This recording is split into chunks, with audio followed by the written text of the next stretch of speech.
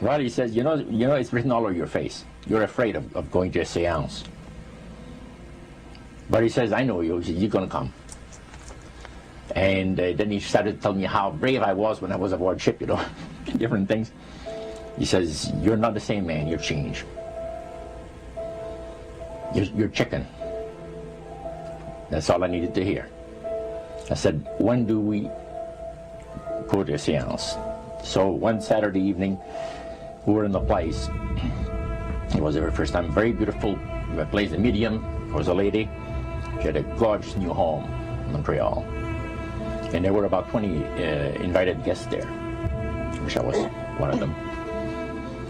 And she communicated with the spirits for different people there. And they were telling them what the spirit said. One man said, I would like to talk to my friend that died 6 months ago. But I don't want him to appear. Just want to talk to him. Because he says, I don't trust you talking to my friend for me. So the medium says, let me inquire of the spirit. Yeah, the spirit will talk with you. And that big masculine voice was heard in the place. It says, hi Frank, it's nice of you to ask for me to talk with you. And they had a little chat. And after it was over, Frank says, this is the greatest thing on earth, to be able to talk with the spirits of the dead. Then the medium said, we have a very special surprise tonight for you people.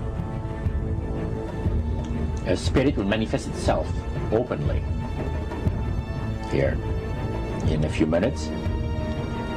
And it's like a big gust of wind hit the building. And right through the wall. And the lights were terribly bright, but they were like living room lights. A couple of floor lamps and maybe some of these. And that translucent being seemed to come right out of the wall. How did you feel right at that moment? It's almost like my heart stopped a little bit. You know, very weird feeling. So it was a lady in a beautiful evening gown, swirling. And she said to Mary, my dear sister, you are so wonderful to have asked for me. And Mary fainted and fell right off her chair on the floor.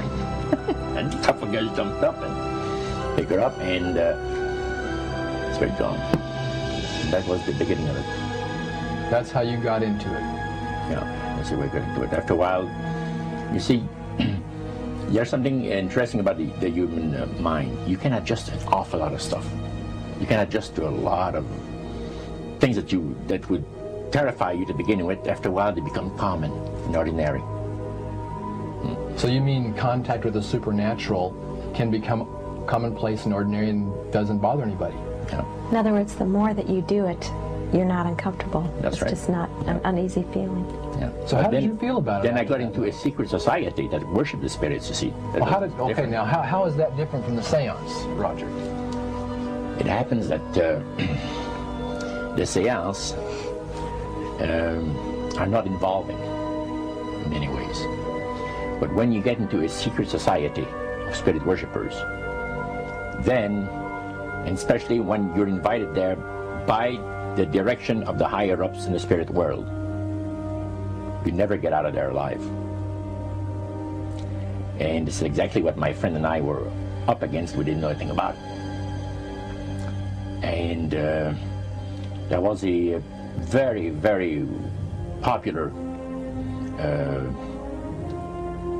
big band leader. Jazz musician? Band, yeah, very famous. And one night we went to one of these seances, and he was with his wife. So Roger, you're at this restaurant. What happened? We sat there, and we had our favorite alcoholic beverages, you know. And as we talked, the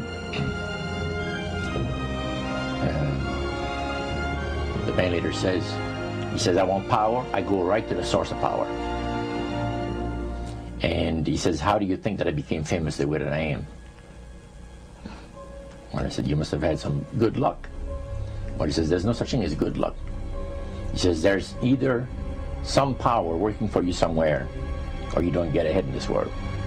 Not in my type of occupation. So it went from there. We got talking about spirit worship. Did it intrigue you? Or did it make you want to find out more about what exactly he was talking about? Yeah. So he said the supposed spirits of the dead that you're talking with are demon spirits. They're fallen angels. They're beautiful beings. Just set it out, just like that. Oh, yeah. It didn't make you uneasy when he said they were Well, just it demons? shocked you a little bit, something that you first hear mentioned to you. He said, you guys have got a great future ahead of you. Because we've been told, the high priest of our society, secret society, has been told that the master has very special plans for you too. Now, what did he mean by the master? Satan. And we were interested to hear more about it. And he told us, he says, look, we worship spirits. We worship Lucifer and all his angels. They're just as beautiful as they did before they were cast out of heaven. He says there was a misunderstanding in the whole thing. He says among the inhabitants of the galaxies. And he says our master was misunderstood. And God did not bear with him like he does with people that make mistakes today. So we're in a warfare, good against evil. And we happen to be the evil ones, but we're not that bad. He says, I look at this business between the forces of good and evil. He says, you believe in one person believes in God, and everyone believes in Lucifer. It's like politics. So the great controversy is real. And you heard someone talk about it that's on the other side. And to these people, they are sold to the fact that Christ will not return to this planet with power and great glory. He's going to abdicate all claims to the planet, because the high priest once said that Christ will abdicate all claims to the planet because he knows that it is lawfully and rightfully Satan's. And at that time, he says, so the priest says, well, now, he says, for those of you that are new, let me tell you that this is the most feasible way, he says, to please the spirits. It's to deride Christ and his people, and his church and all that. So they sing out of Christian hymnals. They didn't sing Christian words to the hymns, however. Well, they changed a lot of them. Yeah. And not for the good. It's a form of blasphemy. Such as you see today in the rock music world. You see the entertainers, they have these crosses. The ladies got earrings, crosses. The guys got crosses. This is a form of blasphemy, a form of deriding Christ. You see. Spirits cause the people to do that, to find pleasure in wearing this type of emblem, which is the cross is the emblem of the crucifixion of Christ to the Christians. Better to reign in hell than serve in heaven, is that it? Why not?